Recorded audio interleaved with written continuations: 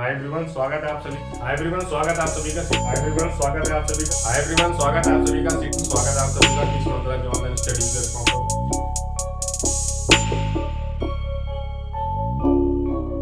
Hi everyone, स्वागत है आप सभी का किस मंत्रा के ऑनलाइन स्टडी प्लेटफॉर्म पर।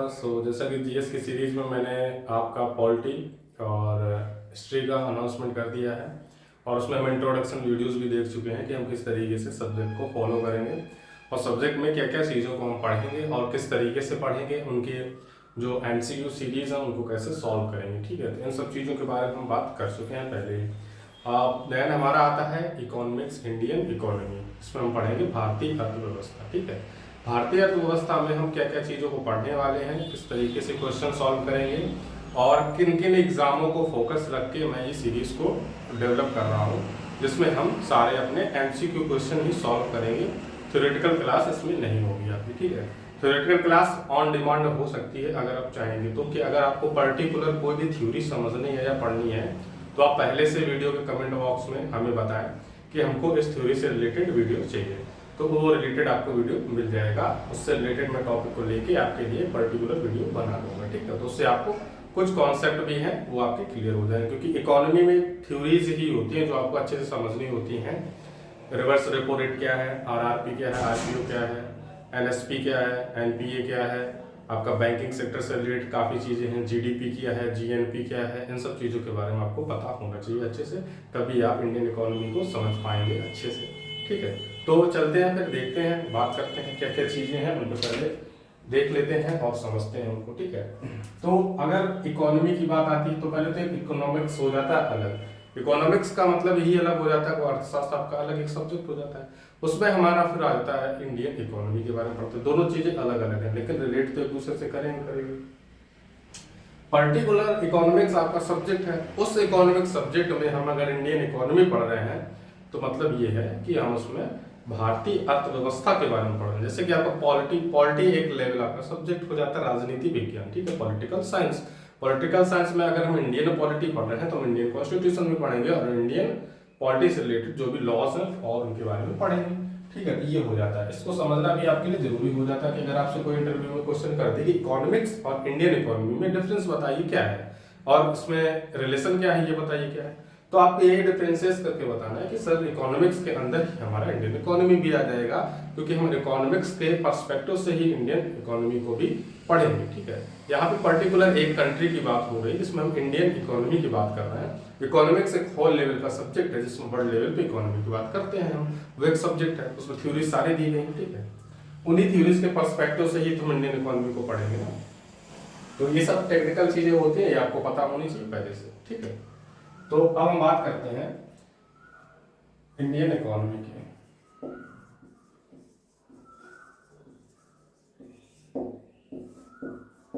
भारतीय अर्थव्यवस्था। ठीक है,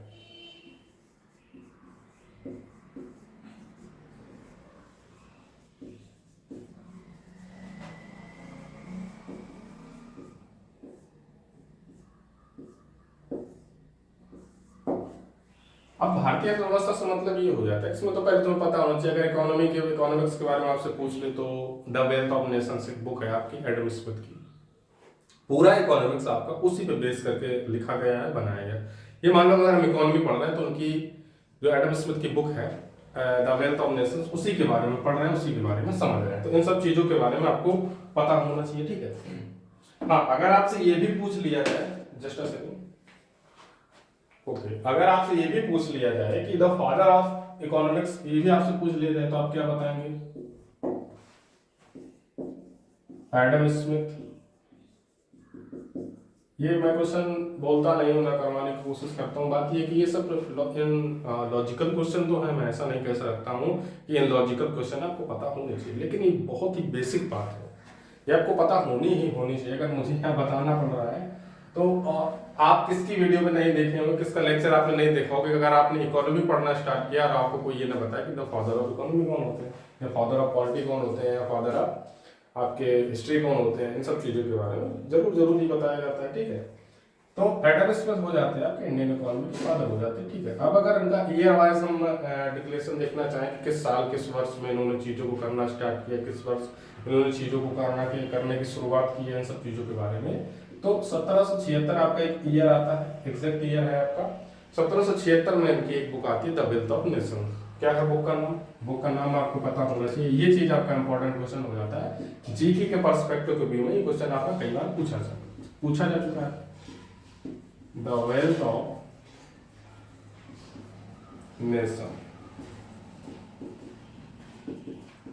वेल्थ से यहाँ पे आपका इनकम से ही मतलब है, किसी भी राज्य की इनकम और उसका वेल्थ, किसी भी राष्ट्र का वेल्थ जो उनकी इनकम है, आय है, वही उस राज्य की इकोनॉमी है, वही उस राज्य की अर्थव्यवस्था है। ठीक है, ये हो जाता है आपका डेफिनेशन के तौर पर। अगर आपसे पूछ लेंगे इंडियन इकोनॉमी है, इकोनॉमिक्स की डेफिनेशन बताइए, तो जो हमारा इनकम होता है और जो एक्सपोर्ट इंपोर्ट होता है, इन चीजों को डॉक्यूमेंटेशन करना और सबका लेखा जोखा ब्यौरा रखना, उसी के आधार पर आगे के डेवलपमेंट प्रोग्राम्स को डिफाइन करना या बनाना, यही हमारा इकोनॉमी कहलाता है। ठीक है, उसमें किसी भी व्यक्ति की हानि नहीं होनी चाहिए, किसी भी व्यक्ति का अधिक लाभ नहीं होना चाहिए, मतलब कॉन्टिन्यूस डेवलपमेंट होना चाहिए, और अप्स एंड डाउन वाला भी नहीं होना चाहिए कि किसी व्यक्ति, एक पर्टिकुलर व्यक्ति को ज्यादा फायदा पहुंचाया जा रहा है, पर्टिकुलर लोगों को कम फायदा पहुंचाया जा रहा है। ठीक है, एक बहुत ही एवरेज मतलब ऐसे लेवल पे चीज होनी चाहिए जिसमें सभी लोगों का समान रूप से फायदा हो। ठीक है, वही एक बेहतर देश की तरफ, डेवलपमेंट की तरफ बढ़ सकता है, अगर वो देश इन सब पॉलिसीज को फॉलो कर रहा है कि वहां पे जो मजदूर लोग हैं उनको भी बेहतर तरीके से काम मिल रहा है, जो उनको पैसा पहुंच रहा है वो भी बराबर रूप से पहुंच रहा है, उसमें कोई अप्स एंड डाउन नहीं किए जा रहे हैं। पर्टिकुलर कोई इंडस्ट्रियल बिजनेसमैन है उसको ज्यादा फायदा नहीं पहुंचाया जा रहा है, वो भी अपना जो शेयरिंग है बराबर सबसे कर रहा है। ठीक है, यही हो जाता है कि किसी भी राष्ट्र की पूंजीवाद और मिश्रित इकोनॉमी, मतलब मिक्सचर इकोनॉमी जो हो जाती है, तीन टाइप्स का होता है ना, उसमें आपको यही समझना होता है, यही जानना होता है। अभी मैं आगे उस बारे में बात करूंगा। ठीक है, तो इतने सब चीजें आपको पहले से पता होनी चाहिए थी, तो मैंने आपको बता दी है। अब सॉरी, अभी इरेज हो गया तो कोई दिक्कत नहीं, तो आप लिख लिया, अगर लिखना चाह रहे होंगे जो लोग तो वो लिखेंगे, बाकी ऐसा तो है नहीं किसी को। इसमें हम करेंगे क्या, इसमें हमारे एमसीक्यू क्वेश्चंस को हम सॉल्व करेंगे, 1 के समथिंग क्वेश्चन होंगे हमारे। ठीक है, 1 के एक माइंड सेट है कि 1000 क्वेश्चन सॉल्व करेंगे, उससे ज़्यादा भी हो सकते, कम नहीं होंगे, ये मैं गारंटी लेता हूँ आपकी। 1 के 1000 क्वेश्चन सॉल्व करना कोई बड़ी बात नहीं है। अगर डेली हम 30 आउट ऑफ 30 क्वेश्चन सॉल्व करेंगे तो 30 दिन में सॉल्व कर लेंगे। अगर 100 क्वेश्चन डेली टारगेट बना के चलते हैं, 100 किए जा सकते हैं, कोई बड़ी बात नहीं है। ठीक है, बट उसमें थोड़ा फास्ट हो जाता है, और जो बच्चे पहले से पढ़ रखे होते हैं चीज़ों को, उनके लिए वो चीज़ अच्छी हो जाती है, लेकिन जिन्होंने बिल्कुल ही नहीं पढ़ा उनके लिए काफ़ी दिक्कतें का सामना करना पड़ता है। ठीक है, तो 1 के प्लस ही सॉल्व करेंगे, एमसीक्यू बेस्ड होंगे आपकी सारी चीजें, एमसीक्यू बेस्ड ही सारे क्वेश्चन होंगे। ठीक है, तो इनको सॉल्व करेंगे, इनको देखेंगे, और इसी के आधार पर जो भी आपके चैप्टर वाइज चीजें आएंगी, चैप्टर वाइज ही करवाने की हम कोशिश करेंगे। ठीक है, जो भी आपकी चैप्टर वाइज चीजें आएंगी उनको सॉल्व करते हुए एमसीक्यू के रूप में थ्योरीज को समझेंगे, देखेंगे हमारे जो नेशनल प्लान्स हैं, पंचवर्षीय योजनाएं आई शुरू से लेके अब तक, ठीक है, वो चेंज हो गए आपके फिर बाद में। ठीक है, प्लानिंग कमीशन आया जो आपका आप नीति आयोग बन गया, नेशनल ट्रांसफॉर्मिंग इंडिया में आपका चेंज कर दिया गया। ठीक है, उसको और उसके जो अध्यक्ष होते हैं प्रधानमंत्री भी होते हैं। ठीक है, तो इन सब चीज़ों के बारे में पढ़ते हुए चलेंगे, ये सब आपका इकोनॉमी में ही आता है। और जो हमारा हिस्ट्री रही है इकोनॉमी की वो भी पढ़ेंगे, वो हिस्ट्री हम किसके जरिए पढ़ेंगे, वो पढ़ेंगे 5 ईयर्स प्लान के जरिए।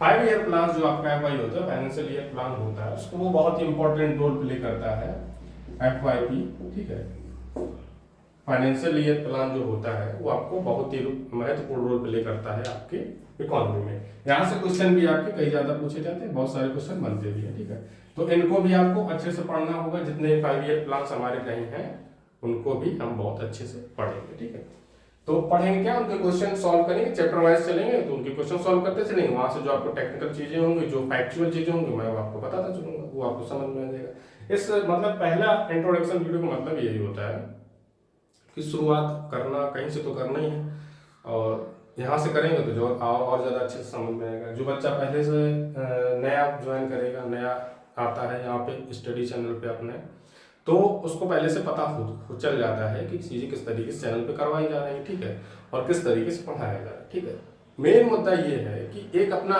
स्टैंडर्ड ना सेट कर देना हाई लेवल पे जाके कि बच्चा आया तो पढ़ने है, लेकिन उसको अब कुछ चीज़ें समझ में ही नहीं आ रही, उसको इतना दिखावा दिखाया गया कि हाँ तैयारी आपकी करवा देंगे। हिंदी मीडियम का बच्चा, उसको नहीं समझ में आ रहा है आप करना क्या चाह रहे हैं, उसको बताना क्या चाह रहे हैं, तो बच्चा वो डर के भागता है इधर उधर। ठीक है, समस्या यहाँ से क्रिएट हो जाती है। ठीक है, बेसिक रखेंगे, बिल्कुल हल्का रखेंगे, आराम से रखेंगे। आप इंग्लिश हिंदी मीडियम का मतलब यही हो जाता है कि आप बेसिक स्टैंडर्ड अपना हिंदी मीडियम पे सेट करके रखें। चीज़ें भले आप बच्चों को इंग्लिश में बता रहे हो, इंग्लिश मीडियम में आप जब स्टैंडर्ड सेट कर देते हैं तो कई सारे कॉन्सेप्ट और चीज़ें स्किप हो जाती है, स्किप इसलिए हो जाती है सीबीएसई का सिलेबस काफ़ी शॉर्ट एवं बिल्कुल हल्का होता है यूपी बोर्ड की अपेक्षा। यूपी बोर्ड का सिलेबस काफ़ी ब्रॉड होता है, जहाँ से चीज़ें खुल के सामने आती हैं। ठीक है, और यूपी बोर्ड का बच्चा चाहता भी है कि उससे यूपी बोर्ड के तरीके से ही पढ़ाया जाए, सीबीएसई के तरीके से ना पढ़ाया जाए। ठीक है, तो इन सब चीज़ों को भी आपको समझना होता है। ठीक है, वही कोशिश हम भी कर रहे हैं कि सारी चीज़ें हम उस तरीके से आपको प्रोवाइड करवा पाए। ठीक है, जस्ट अ सेकंड।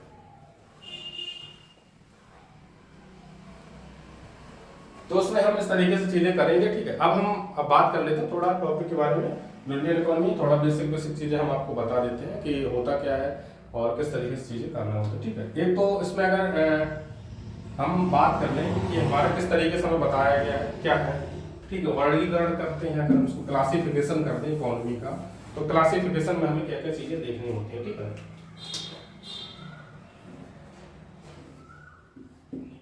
एक तो आपका पहला हो जाता है क्लासिफिकेशन में देखा जाए राज्य अर्थव्यवस्था।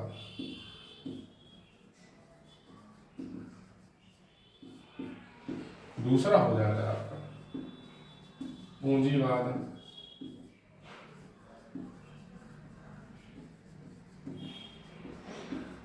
अर्थव्यवस्था। देन आपका थर्ड हो जाता है मिश्रित।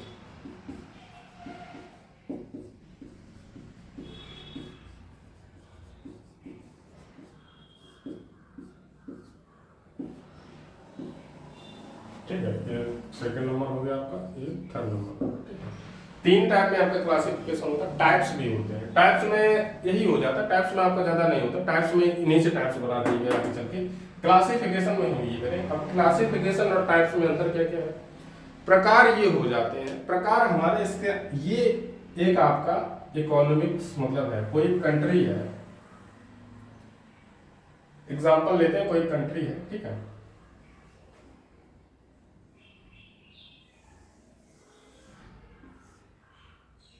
इंडिया है।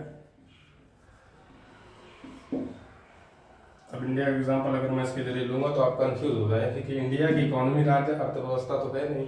ठीक है, लेकिन एग्जांपल के लिए चलो इसको हटा ही देते हैं,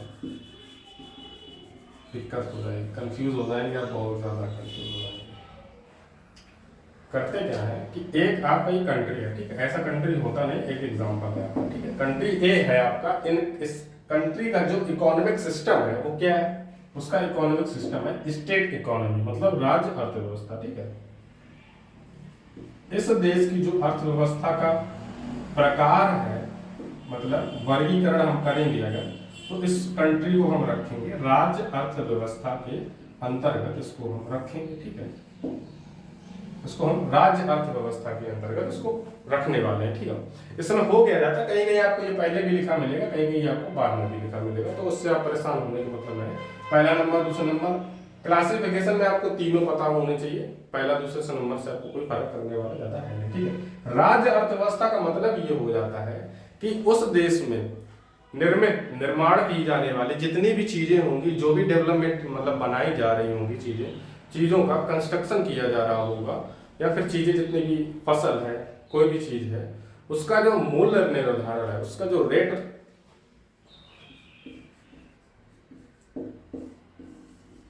इसका जो रेट होंगे वहां की चीजों के, जो भी निर्माण किया जा रहा है, कुछ भी बनाया जा रहा है, आपका इलेक्ट्रॉनिक्स से रिलेटेड हो जाए, कोई भी चीजें हैं आपकी कृषि एग्रीकल्चर, वो आपका निर्धारण सारी गवर्नमेंट ही करेगी। मतलब यहाँ पे राज्य अगर लिखा है तो गवर्नमेंट आपका जो यहाँ की रेट्स हैं वही निर्धारित करेगी। तो इसका मतलब यही हो जाता है कि राज्य अर्थव्यवस्था में गवर्नमेंट ही सर्वोपरि होती है, वही सारी चीजों के डिसीजन लेती है कि किस वस्तु का क्या रेट होगा, किस रेट पे वो मार्केट में बेची जाएगी।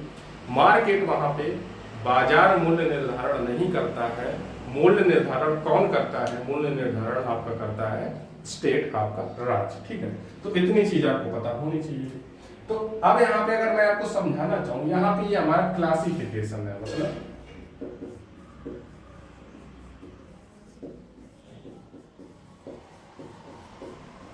वर्गीकरण, ठीक है।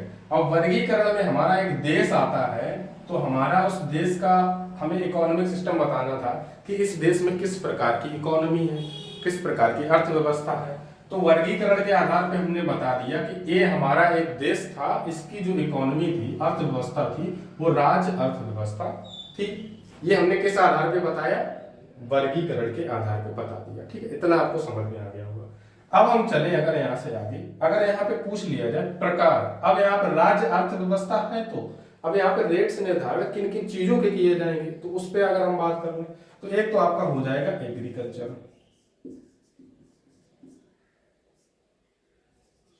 ठीक है। सेकेंड फिर आपका हो जाएगा इंडस्ट्रियल, देन हो जाएगा थर्ड आपका सर्विस सेक्टर। ये हो जाते हैं टाइप्स, तीनों टाइप्स हैं। पहला आपका कृषि है, दूसरा आपका औद्योगिक है, तीसरा आपका सेवा क्षेत्र है। सेवा मतलब सर्विस सेक्टर, जो आपका जॉब्स वगैरह होती हैं, ठीक है, उनमें आ जाता है। तो अब हमने यहाँ पे देखा कि पहली हमारा जो वर्गीकरण है वो तो एक ये हो गया कि ये हमारा एक देश है, इसकी जो अर्थव्यवस्था है वो राज्य अर्थव्यवस्था है, लेकिन इसके टाइप्स जो है, प्रकार है, राज्य अर्थव्यवस्था भी कितने प्रकार की होगी? 3 प्रकार की। पूंजीवाद अर्थव्यवस्था भी होगी कितने प्रकार की? 3 प्रकार की। मिश्रित अर्थव्यवस्था भी कितने प्रकार की होगी? 3 प्रकार की, ठीक है। वर्गीकरण में अगर ये दोनों क्वेश्चन में बहुत ही कंफ्यूजन हो रहा था, तभी मैं इतना टाइम ले रहा हूँ उसको समझाने में, एक्सप्लेन करने में, आप कंफ्यूज ना हो। ये अगर आपने इतनी चीज समझ ली तो इकोनॉमी आपके लिए इजी हो जाएगी। इजी क्यों हो जाएगी? क्योंकि आपको फिर सारी चीजें समझ में अच्छे से आ जाएंगी, ठीक है। इसी वजह से होता है कि थ्योरी अगर आप कॉन्सेप्ट थ्योरी से पढ़ लेते हैं, कॉन्सेप्ट क्लियर कर लेते हैं, फिर आपको 1000 एमसीक्यू क्या 10,000 एमसीक्यू सॉल्व करवाया जाए आप कर ले जाओगे, लेकिन आपको करना एमसीक्यू भी है, थ्योरी पढ़ना नहीं है, ठीक है। कोई बात नहीं, एमसीक्यू से मैं आपको थ्योरी पढ़ा दूंगा। वर्गीकरण में 3 हो गए हमारे। अगर पूछ लिया जाए कि इकोनॉमिक्स में हम क्लासिफिकेशन में करते हैं तो हमारा अर्थव्यवस्था कितने भागों में बांटा गया है, तो हमारा 3 भागों में, 3 प्रकार की अर्थव्यवस्था होती है। राज्य, स्टेट, पूंजीवाद, मनी डिपेंडेंसीज हो जाती है, मिक्सचर हो जाती है, मिक्सचर इकोनॉमी बोल दी जाती है। 3 हो गए वर्गीकरण में। अब अगर हम यहाँ पे टाइप्स के बारे में बोल दिया जाए तो एग्रीकल्चर, इंडस्ट्रियल और सर्विस सेक्टर, ठीक है। इतनी चीज आपको समझ में आ रही होगी, ठीक है। अब पूंजीवाद का एग्जांपल अगर मैं लेना चाहूँ आपसे, वो मैंने इसलिए आपको समझा दिया कि ये वर्गीकरण और टाइप्स में अंतर क्या क्या होता है, ठीक है। टाइप्स में राज्य अर्थव्यवस्था के वही टाइप होंगे, वही आपके पूंजीवाद के भी टाइप्स होंगे, वही आपके मिश्रित अर्थव्यवस्था के टाइप होंगे, ठीक है। मतलब जो इकोनॉमी होती है उसको मापने के तरीके क्या क्या हो सकते हैं, उसको किन 3 भागों में डिवाइड कर दिया गया। जैसे इंडिया, भारत की जो अर्थव्यवस्था है वो मिश्रित अर्थव्यवस्था है, लेकिन अब अगर हम चाहें कि इतना बड़ा देश है उसको हम किन भागों में बांट दें कि हमें अलग अलग आपके चीजों को डिफाइन करना हो, तो हमने क्या किया, वहां पर फिर हम 3 चीजों में उसको डिवाइड करते हैं। कृषि का अलग कर दिया, औद्योगिक का अलग कर दिया, सर्विस सेक्टर का अलग कर दिया। 3 आपके मुख्य बिंदु भी यही हो जाते हैं, ठीक है। इसमें आपका प्राइमरी सेक्टर, सेकेंडरी सेक्टर और आपका टर्सरी मतलब तृतीयक सेक्टर भी आ जाता है, ठीक है। इन तरीके से भी आपको बताया जाता है, इस तरीके से भी आपको समझाया जाता है, ठीक है। हाँ, वो भी मैं आपको अभी आगे बताऊंगा कि फर्स्ट प्राइमरी सेक्टर क्या है, सेकेंडरी सेक्टर क्या है और आपका टर्सरी सेक्टर क्या है, थर्ड वाला कौन सा, ठीक है। तो ये भी चीज आपको समझ में आई। तो राज्य अर्थव्यवस्था में जो मूल्य निर्धारण करेंगे वो कौन करेंगे ना, राज्य करेंगे, ठीक है। ये पॉइंट है, ये चाहे तो आप नोट कर लें। मूल्य निर्धारण कौन करेगा, राज्य करेगा, ठीक है। पूंजीवाद अर्थव्यवस्था में मूल्य निर्धारण कौन करेगा, मूल्य निर्धारण बाजार करेगा, ठीक है। बाजार क्यों करेगा, यहाँ पे आपका गवर्नमेंट भी आगे नहीं आएगा, कोई भी आगे नहीं आएगा। बाजार में जिस तरीके से चीज अगर कोई बिच रही है या उसको सेल किया जा रहा है, वहां पे जो रेट आपका निर्धारित हो जाएगा वो उसी हिसाब से बेची जाएगी, उसमें कम ज्यादा आपका कभी भी हो सकता है, कभी भी रेट हाई जा सकते, कभी भी रेट आपके डाउन जा सकते, ठीक है। Sorry just a second, sorry, थोड़ा टेक्निकल इश्यूज है तो लाइट इधर उधर डिस्टर्ब हो गया था, तो कोई दिक्कत नहीं है, अपना आगे कैरी ऑन करेंगे। ये सब चीज़ें होती रहती हैं, टेक्निकल क्लास है, कभी भी कुछ भी हो सकता है, ठीक है। जब देश में कभी भी कुछ भी हो जाता है तो क्लास में भी कभी भी कुछ भी हो सकता है। हाँ, तो मैं क्या बता रहा था कि राज्य अर्थव्यवस्था में जो आपका मूल्य निर्धारण है, रेट कौन फिक्स करेगा? रेट फिक्स करेगा आपका स्टेट, राज्य करेगा, गवर्नमेंट। मतलब राज्य से मतलब यहाँ पे गवर्नमेंट है। अब राज्य से मतलब ये नहीं है कि उत्तर प्रदेश राज्य, हाँ कुछ चीज में ये फिर कॉन्स्टिट्यूशन में हम चले जाएंगे। यही तो टेक्निकल चीजें होती है ना, कि अगर आपने ये नहीं है कि आपको पॉलिटी आती है, ये आता है, वो आता है, हिस्ट्री आता है। पॉलिटी और इकोनॉमी दोनों साथ साथ में चलते हैं। दोनों चीजों को अगर आप अच्छे से समझना चाहते हैं तो आपको दोनों चीजें ही अच्छे से पढ़नी होंगी, तभी आप चीजों को बहुत बेहतर तरीके से समझ पाएंगे, ठीक है। मूल्य निर्धारण राज्य अर्थव्यवस्था में कौन करता है? राज्य करता है। पूंजीवाद अर्थव्यवस्था में मतलब आपका पूंजीवाद से ये हो जाता है, यहाँ पे आपका जो रेट फिक्स मूल्य निर्धारण है वो आपका बाजार, यहाँ पे बाजार जो होता है, मार्केट होता है, वही आपका डिसाइड करता है कि रेट्स क्या होंगे किसी भी वस्तु के, इकोनॉमी किस तरीके से काम करेगी, जॉब्स में क्या इन्फ्लुएंसी आएगी, बैंकिंग सेक्टर में क्या इन्फ्लुएंसी आएगी, वो सारा डिपेंड करता है जाके मार्केट पे, ठीक है। मार्केट पे शेयर मार्केट, स्टॉक मार्केट, उसी से मतलब हो जाता है कि वो मार्केट आपका हाई पे जा रहा है तो वहां पे जो इकोनॉमी होगी उस देश की भी हाई पे जाएगी, अगर लो पे जा रहा है तो इकोनॉमी लो पे जाएगी। वहां पे गवर्नमेंट का सब चीजों में कोई हाथ हस्तक्षेप ज्यादा हो नहीं पाता है, ठीक है। लेकिन फिर आता है आपका मिश्रित अर्थव्यवस्था। सबसे बेहतरीन अर्थव्यवस्था यही बताई जाती है कि मिश्रित अर्थव्यवस्था सबसे बेहतरीन है। वो क्यों है? यहाँ पे आपका मिक्सचर है। अब मिक्सचर का मतलब आपको कॉमन सेंस की बात है कि मूल्य निर्धारण कुछ चीजों का राज्य कर देगी, लेकिन कुछ चीजों का जो मूल्य निर्धारण है वो बाजार के आधार पर भी होगा। तो भारत की अर्थव्यवस्था कैसी है? भारतीय अर्थव्यवस्था है जो आपकी इंडिया की जो इकोनॉमी है वो आपकी मिश्रित अर्थव्यवस्था है। पहला तो आपका यही क्वेश्चन बनता है, ये आपको पता होना चाहिए, ठीक है। जो मिश्रित अर्थव्यवस्था आपके मिक्सचर इकोनॉमी आती है उसमें आपका मूल्य निर्धारण है राज्य भी करेगा और बाजार भी करेगा, क्योंकि यहाँ पे दोनों सेक्टर्स को बराबर वरीयता दी जा रही है। क्योंकि गवर्नमेंट कुछ इंडस्ट्रियल एरियाज को अपने अंडर में ले सकती है, कभी भी अपने हाथों में ले सकती है, कभी भी किसी भी सेक्टर को प्राइवेट हाथों में दे सकती है। तो इसी को हम बोल देते हैं मिक्सड इकोनॉमी। जैसे कि एग्जांपल हम ले लें एयर इंडिया का, ठीक है। एयर इंडिया को इंदिरा गांधी के टाइम पे खरीद लिया गया, मतलब प्राइवेट सेक्टर था उस टाइम भी, वापस ले लिया गया, सरकार ने अपने पास ले लिया, अपने पास रखा। लेकिन आज के टाइम पे अभी आपका 1 से 2 महीने पहले एयर इंडिया को वापस टाटा के पास भेज दिया गया, टाटा ने फिर से उसको खरीद लिया वापस। तो यही हो गया ना कि जब गवर्नमेंट सरकार ने चाहा तब अपने पास खरीद लिया और गवर्नमेंट जब चाहा तब बेच दिया। तो ये किस वजह से पॉसिबल हो पा रहा है? ये पॉसिबल हो पा रहा है मिक्सचर इकोनॉमी की वजह से। अगर यहाँ पे पूंजीवाद इकोनॉमी होती तो सरकार नहीं खरीद सकती थी कभी। जैसा कि आपका यूएसए में एप्पल हो जाता है, कंपनी का हेडक्वार्टर बना है, कंपनी भी यूएसए आपकी एप्पल हो जाती है। तो वहां की गवर्नमेंट कभी भी नहीं एप्पल का हेडक्वार्टर खरीद सकती है, खरीद के कभी भी मतलब वहां पे कब्जा नहीं कर सकती है, क्योंकि वो उनकी प्राइवेट प्रॉपर्टी है, प्राइवेट प्रॉपर्टी के अंतर्गत। और ऐसे लॉज, ऐसे कानून है, ऐसा नहीं है कि एप्पल कंपनी टैक्स नहीं देती, टैक्स देगी, टैक्स पे करेगी, लेकिन उस कंपनी पे आधिकारिक तौर पे ऐसा कोई भी दबाव बना के उसको नहीं खरीदा जा सकता है जब तक कि स्वायत्त निर्धारण के आधार पे एप्पल कंपनी के सीईओ खुद ना कहने लगे कि मैं अपनी कंपनी का पूरा कारोबार सरकार को दे रहा हूं, ठीक है। फिर भी सरकार नहीं चाहेगी कि वो उन चीजों का संचालन करे, क्योंकि यही हो जाता है पूंजीवाद अर्थव्यवस्था में, ठीक है। तभी वैसी की इकोनॉमी पूंजीवाद के अंतर्गत आती है, ठीक है। वहां पे मिक्सचर इकोनॉमी नहीं है। मिक्सचर इकोनॉमी के अंतर्गत आपका इंडिया आता है, ठीक है। कुछ हद तक पाकिस्तान को भी बोला जाता है, कुछ हद तक बांग्लादेश को भी बोला जाता है। हमारे एशिया में जितने भी देश हैं उनमें ज्यादातर देशों में आपका मिक्सचर इकोनॉमी है, चाइना को छोड़ के, कुछ ऐसे देशों को छोड़ के जहाँ पे डिक्टेटरशिप है। डिक्टेटरशिप का मतलब वहाँ का शासनिक राज्य ज्यादा है, वहाँ की जनता का राज कम, मतलब जो आपका लोकतंत्र है वो आपका ज्यादा वहाँ पे है नहीं, ठीक है। ठीक है, तो इतनी चीज आपको समझ में आ गई होगी, ये चीज आपको समझ। तो यहाँ पे आपका मूल्य निर्धारण कौन करेगा ये बताना चाहिए था, बताना जरूरी है आपको। यहाँ पे जो मूल्य निर्धारण किया जाएगा वो किसके द्वारा किया जाएगा? राज्य के द्वारा या फिर बाजार के द्वारा, ठीक है। राज्य के द्वारा, बाजार के द्वारा। अब अगर यहाँ से आपसे क्वेश्चन पूछ लिया जाए कि इंडियन इकोनॉमी में और भी चीजें थी जो आपका बजट पेश किया गया पहले, तो पहले आपके जो रेल मंत्री हुआ करते थे वही बजट पेश करते थे।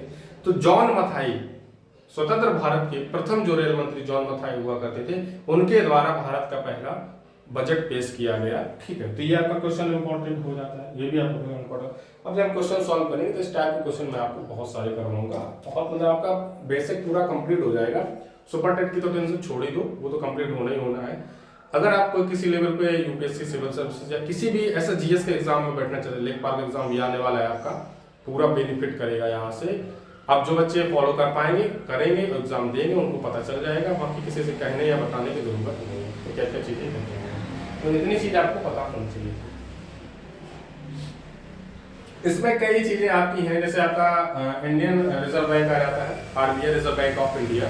ठीक है, तो उसमें अम्बेडकर जी की एक बुक थी, इंडियन रूपी करके उनकी एक बुक है, थोड़ा बड़ा नाम है, मैं उसको शॉर्ट में नाम ले रहा हूँ, इंडियन रूपी। उस बुक को ट्रांसफॉर्म करके आरबीआई की स्थापना की जाती है 1935। ठीक है, तो उस तरीके से आपको चीजें समझना होगा।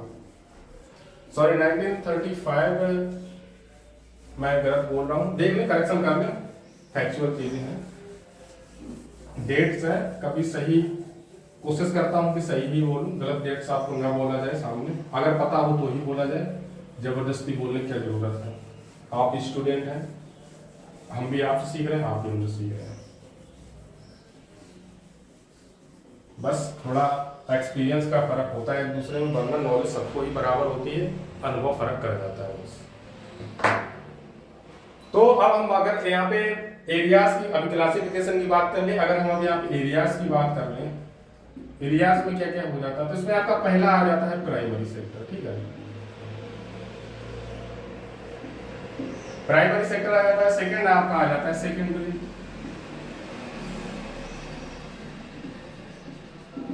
ठीक है, थर्ड आपका आ जाता है टर्सरी,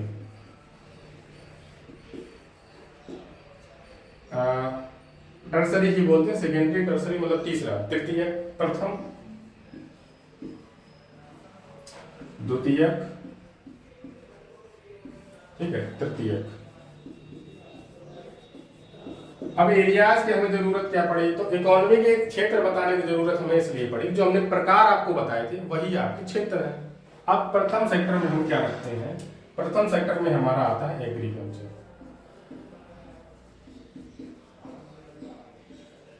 ठीक है, कृषि, ये आपका इंपॉर्टेंट क्वेश्चन है, आपसे बार बार पूछा जाता है कि अर्थव्यवस्था में प्राथमिक सेक्टर में किसको रखा गया, तो आपसे डायरेक्ट ऑप्शन पूछ ले जाएगा, कृषि को रखा गया है, सेवा क्षेत्र को रखा गया है, औद्योगिक क्षेत्र को रखा गया है, उपयोग सभी तीनों को रखा गया। ठीक है, इस तरीके से आपसे क्वेश्चन पूछ लिया जाएगा। सेकेंडरी में आपका द्वितीयक में रख दिया गया है औद्योगिक इंडस्ट्रियल, इसमें आपके और भी हैं, एग्रीकल्चर के अलावा भी और भी है, मैं एक एक इसलिए आपको बता रहा हूं कि अगर ये आपकी चीज दिमाग में फिट हो गई तो आपको डायरेक्टली पता होगा ना कि प्राइमरी में कृषि आता है, आप कृषि से रिलेट करके जो भी चीजें होंगी वो सब आपका प्राइमरी में आ जाएगा, तो पढ़ाने का तरीका भी यही हो जाता है। बाकी आपकी उस समय बुक्स में तो काफी सारी चीजें लिखी हैं, बुक से अगर आपको पढ़ना होता तो फिर आप यहाँ पे क्यों होते। इंडस्ट्रियल, इंडस्ट्रियल मतलब औद्योगिक,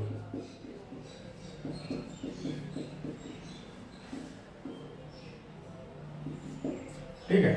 टर्सरी तृतीयक में हमारा हो जाता है सर्विस सेक्टर, सेवा क्षेत्र।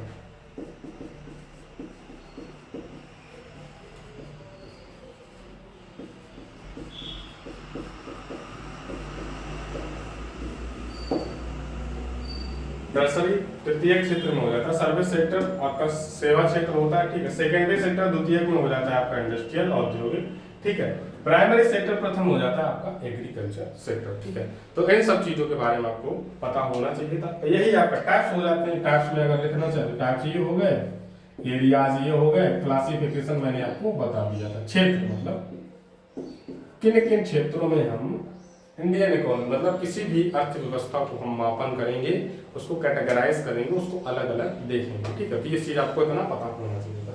तो इतने के बाद अगर हम आ जाए इसमें बेटा आपका और भी चीजें आना है, जैसे आपका उत्खनन हो जाता है, हम जमीन से बालू खोदते हैं, मिट्टी खोदते हैं, कोयला निकालते हैं, सब कुछ करते हैं। ठीक है, कृषि मतलब जमीन से जुड़ी हुई जितनी भी चीजें हैं उनका हमारा जो आ जाता है, इसमें हमारा पशु, कृषि है तो पशु भी होगा, रिलेट कर रहा है ना, कृषि है तो पशु भी होगा, पशु है अगर आ गए तो इसका मतलब हमारा मछली पालन है, बाकी चीजें हैं, कोई भी ऐसा काम जिसमें मजदूर लेवल पे कोई ऐसी चीज मतलब हो रहा है जिसमें मतलब कृषि का रिलेशन ज्यादा है, एग्रीकल्चर फैक्चुअल चीजें ज्यादा हो रही हैं, तो आपका प्राइमरी सेक्टर में ही आता है, प्राथमिक क्षेत्र में ही आता है। अब अगर आपसे ये पूछ लिया जाए कि भारतीय अर्थव्यवस्था में किस चीज का सबसे ज्यादा योगदान है, किस चीज का सबसे बड़ा भाग है, ऐसा अगर आपसे क्वेश्चन पूछ लिया जाए, ठीक है, तो पहले आपका कृषि क्षेत्र हुआ करता था। जब हम आजादी के टाइम की बात करते हैं तो हमारी जो जनसंख्या थी बहुत कम थी, लगभग 37 से 38 करोड़ हम उस वक्त हुआ करते थे। एग्जैक्ट फिगर मैं डायरेक्ट नहीं बता रहा हूँ, किताब खोल के देखने लगो, एवरेज मैं बता रहा हूँ, आप लगभग आसपास इतना हुआ करता था, ठीक है। तो प्राइमरी सेक्टर में एग्रीकल्चर तब आपका आता था कि एग्रीकल्चर जो आपका है मतलब कृषि क्षेत्र है, उसका भारतीय अर्थव्यवस्था में बहुत बहुमूल्य स्थान है और सबसे ज्यादा भाग उसी का है। लेकिन चेंज होते होते अब इस टाइम पे सर्विस सेक्टर आपका सबसे ज्यादा टैक्स पे करता है, सबसे ज्यादा भारतीय अर्थव्यवस्था में सबसे ज्यादा भाग हमारा सर्विस सेक्टर का ही आता है इस वक्त के हिसाब से देखा जाए। इंडस्ट्रियल एरिया का एवरेज है, काफी ज्यादा कम भी नहीं, काफी ज्यादा बिल्कुल ज्यादा भी नहीं, ठीक है। तो इस हिसाब से भी आपको चीजें पता होनी चाहिए, ठीक है। तो जो मेन बेसिक पॉइंट्स थे वो मैंने आपको सारे डिफाइन कर दिए, सारे बता दिए हैं, सब कुछ आपको समझ में आ गया होगा, ठीक है। अब अगर यहाँ पे बात की जाए जीडीपी जीएनपी के बारे में, मतलब गुड्स ग्रॉस डेवलपमेंट जो आपका हो जाता है, प्रोडक्ट ग्रॉस डोमेस्टिक प्रोडक्ट हो जाता है, जीएनपी हो जाता है, उसके बारे में बात करें, इन सब चीज़ों के बारे में हम बात करेंगे जब हम क्वेश्चन आंसर सॉल्व करेंगे। ये चीज़ें जो बेसिक था, बेसिक यही होता है कि आपको पता होना चाहिए कि अर्थव्यवस्था की क्लासिफिकेशन क्या है, प्रकार क्या क्या है, क्षेत्र क्या क्या है, कृषि क्षेत्र क्या हो जाता है, सर्विस सेक्टर क्या हो जाता है, बाकी चीज़ें क्या हो जाती हैं, इन सब चीज़ों के बारे में अगर पता है तो अब जब हम एमसीक्यू सॉल्व करेंगे तो आपको ये सब चीज़ें पता होंगी और मुझे भी थोड़ा एक्सप्लेन करने में अच्छा लगेगा, ठीक है। बाकी जो आपकी नई नई थ्योरीज आएंगी, नए नए टर्म्स आएंगे, उनको मैं वहाँ पे आपको डिफाइन करते हुए चलूंगा, सब कुछ बताता हुआ चलूंगा, ठीक है। तो हमारा जो आज का इंट्रोडक्शन था, इंट्रोडक्शन में इतनी चीज़ें काफ़ी हैं आपके लिए, सब कुछ समझ में आ गया होगा। उन बच्चों के लिए भी इंट्रोडक्शन ये होता है जिन बच्चों को लगता है कि अभी तक तो जीएस एकदम से पढ़ाना कोई वो तो है नहीं, तो थोड़ा पहले से बनाना पड़ता है ना। वो बोलते हैं कि थोड़ा first impression is the last impression. कोई बच्चा अगर देख रहा है इकोनॉमी यहाँ से समझ में आ गया होगा तो हाँ उसको वो बिलीव हो जाएगा कि मैं अगर यहाँ टीच मंत्रा में फॉलो कर रहा हूँ तो हाँ यहाँ पे चीज़ें ठीक ठाक मुझे ऑथेंटिक मिलने वाली है, ठीक है। फिर आपसे मिलते हैं, इसकी जब हम नई क्लास करेंगे वहाँ से हम 15 से 20 क्वेश्चन सॉल्व करेंगे। ज़्यादा क्वेश्चन नहीं रखे जाएंगे, 15 से 20 मिनट की क्लास भी होगी और 15 से आपके 20 क्वेश्चन भी होंगे। जल्द से जल्द सॉल्व करेंगे और क्लासेस को जल्दी करेंगे, फास्ट करेंगे, जिससे कि आपका रिवीजन हो जाए, सब कुछ चीज़ें हो जाए, ठीक है। एक आपका बेसिक सीरीज हो जाएंगे, सारी आपकी हिस्ट्री के क्वेश्चन की सीरीज हो जाएगी, पॉलिटी के क्वेश्चन की सीरीज हो जाएगी, इकोनॉमी की भी हो जाएगी, ज्योग्राफी में आपका एक मैम आपको ज्वाइन करने वाली है बहुत जल्द, वो आपको पता चल जाएगा, ठीक है। उनसे थोड़ा वार्तालाप चल रही है कि किस तरीके से चीज़ें आप तक पहुँचेंगे, ठीक है। और ये सारी क्लासें आपकी बोर्ड पे नहीं करवाएंगे कि मैं नोट पैड पे सॉल्व करवाऊंगा, नोट पैड पे होगा तो वहाँ पे मुझे पीपीटी में सब कुछ दिखाना है, आपको सॉल्व करवाना है, तो उस तरीके से चीज़ें आपको करनी होंगी, समझनी भी होंगी, ठीक है। तब तक के लिए फिर मिलते हैं नई क्लास में। ऐसे ऐसे मुस्कुराते रहे, टीच मंत्रा परिवार के साथ जुड़े रहें। चैनल को अभी तक सब्सक्राइब नहीं किया तो प्लीज़ सब्सक्राइब करें और डू शेयर, सबसे शेयर भी करें, जिन लोगों तक चीज़ें पहुँच सकती हैं पहुँचाएं। तब तक के लिए साइनिंग ऑफ, गुड बाय।